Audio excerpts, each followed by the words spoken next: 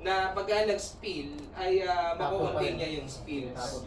Okay, so yan, nasa hazardous materials po yan. Okay? Then lahat ng mga activities, ang tawag dyan mga critical activities. So what are those critical activities?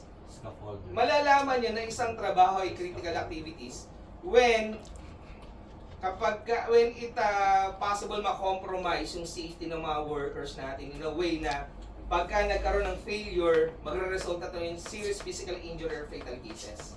Hindi lang sa kanya, possible din maka-apekto sa ibang manggagawa and possible din maka-apekto sa individual outside do sa community po ninyo.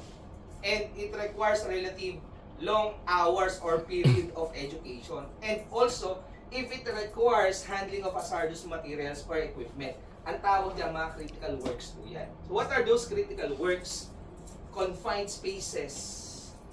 Diba? Yung hot work activities natin. Yung ating scaffolding. Electrical works. Okay, ano pa? Chemical works.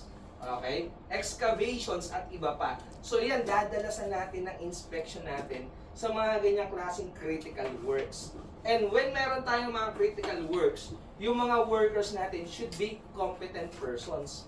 Like for example, yung ating scaffolding. Sino lang ang dapat nag-e-erect ng scaffolding ayon doon sa DO 128? Ano? Rector.